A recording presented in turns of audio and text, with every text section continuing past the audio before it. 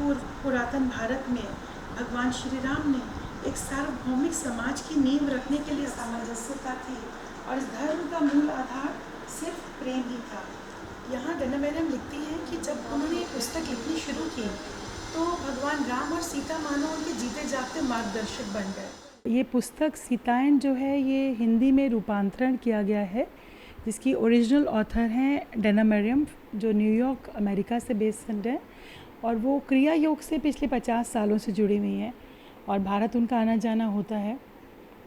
उन्होंने ये book untold story of Sita नामक पुस्तक, एक इतनी सुंदर किताब जो है हम सब भारतीयों के लिए उपहार स्वरूप, अभी कोरोना में मुझे बुक मिली और मैं पिरामिड स्पिरिचुअल सोसाइटीज़ मूवमेंट के संस्थापक ब्रह्म ऋषि पितामह पत्री जी के साथ पिछले 10-12 सालों से जुड़ी हुई हूँ, ध्यान करती हूँ, ध्यान सिखाती हूँ।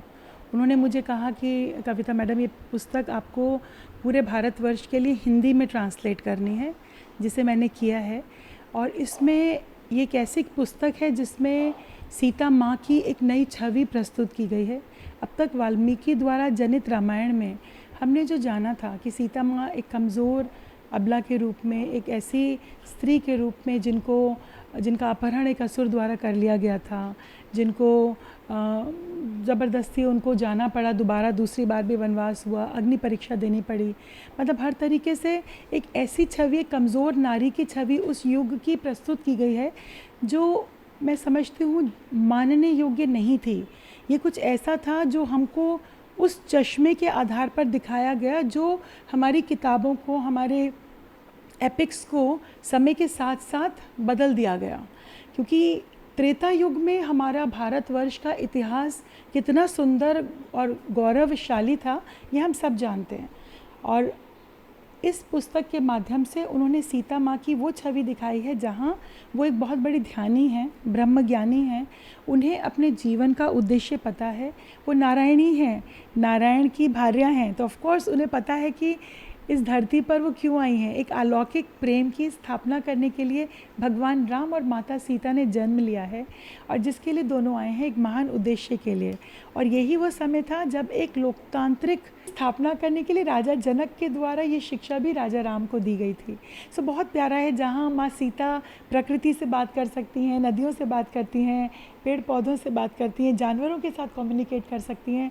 उन्हें पता है रावण के साथ उनका बहुत सुंदर मेंटल युद्ध भी चलता है, क्योंकि वो जानती हैं पूर्व जन्म में रावण कौन था और रावण किस कारणवश, किस श्राप की वजह से मृत्यु लोक में आया है, और वो नहीं जानता, वो भूल गया है। वो उसे बार बार याद दिलाने की कोशिश करते हैं कि तुम नहीं जानते तुम कौन हो, और तुम वापस अगर तुम्हें याद आता है, वो बहुत बार कोशिश करती हैं। यहाँ तक हनुमान को भी कहती हैं कि बिना युद्ध के अगर हनुमान तुम उसका रावण का हृदय परिवर्तित कर सको तो ये युद्ध टल जाएगा, क्योंकि वो नहीं चाहती थी कि हज़ारों बेगुनाह लोगों की मृत्यु हो, पृथ्वी पर इस तरह का तांडव हो, तो वो नहीं चाहती थी, क्योंकि वो प्रेम और धैर्य की, सहनशीलता की देवी हैं। सो बहुत प्यारी किताब है ये, आप पढ़ेंगे तो जानेंगे। ये पुस्तक लिखने के लिए इंस्पिरेशन, मैंने कहा ना, जैसे हमारे PSSM के हमारे जो गुरु जी हैं ब्रह्म ऋषि पितामह पत्री जी, उन्होंने मुझे कहा कि आपको ये लिखनी है, क्योंकि मैं कुछ कविताएं लिखती हूँ। इससे पहले भी मैंने एक पुस्तक है मेटामॉर्फोसिस जो मैंने लिखी थी, उन्हीं के द्वारा विमोचित थी और हमने उसको गवर्नर सर को, हमारे उड़ीसा के राज्यपाल महामहिम को प्रस्तुत की थी, जिन्हें बहुत पसंद आई थी। सो बस यही था कि एक अच्छे कार्य के लिए यदि मुझे ऐसा संदेश मिल रहा है और मुझे करना है, तो ये जन्म सेवा के लिए ही है। तो जो भी काम कर पाऊँ तो अपने आप को मैं भाग्यशाली समझती हूँ, और मैं वास्तव में अपने आप को बहुत बहुत गौरवान्वित महसूस करती हूँ कि ये इतना सुंदर कार्य करने के लिए प्रभु श्री राम और माता सीता ने मुझे चुना और ये कार्य बहुत सफलता से पूर्ण हो पाया। ये न्यूयॉर्क बेस्ड ऑथर डना मैरियम की बुक है अनटोल्ड स्टोरी ऑफ सीता, जिसका हिंदी में भावानुवाद मैंने किया।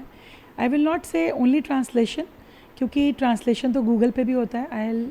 क्योंकि मैंने उसको फील करके और अपने भावों के साथ एक हिंदी पूरा उसको जस्टिफाई करने का प्रयत्न किया है, और मैं आशा करती हूँ सभी पढ़ने वाले सभी श्रोता या रीडर्स इस बुक को बहुत एंजॉय करेंगे। और ये बुक अमेज़ॉन पर अवेलेबल है, अनकही सीता की अनकही कथा बाय कविता गुप्ता। आप ढूंढेंगे तो आपको अमेज़ॉन पर मिल जाएगी। और आप इसे ज़रूर ऑर्डर करिए और ज़रूर पढ़िए।